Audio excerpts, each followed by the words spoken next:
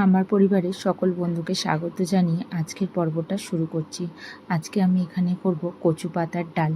তো ওই কচু পাতার ডাল করার জন্য আমি এখানে একদম কচি কচি যে কচুর পাতাগুলো, সেই পাতাগুলো আমি নিয়েছিলাম। তো সেই পাতাগুলো খুব ভালো করে প্রথমে কাপড় দিয়ে, শুকনো কাপড় দিয়ে মুছে নিয়েছিলাম, যাতে কোনো মাকড়সা বা পোকামাকড় না থাকে। তারপরে সেটা খুব ভালো করে কেটে একটু ধুয়ে নিয়েছিলাম।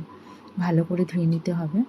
তো ধুয়ে নেবার পর প্রথমে শুকনো খোলায় এই যে শুকনো লঙ্কা আর গোটা জিরে আমি ভালো করে ভেজে রেখে দিয়েছিলাম, সেটা পেস্ট করে নিয়েছিলাম পরে।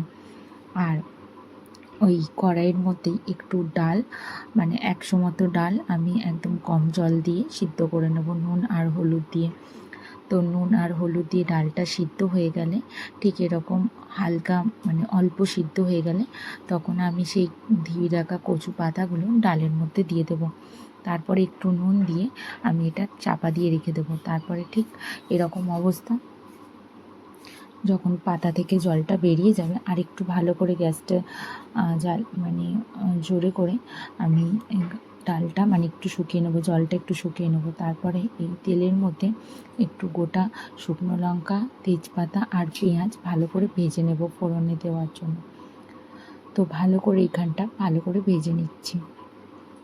খুব ভালো করে ভেজে নেওয়ার পর ওই যে নামিয়ে রেখেছিলাম যে কচু পাতা আর ডালটা যে সিদ্ধ করে রেখেছিলাম, সেটা আমি এখানে দিয়ে দেবো।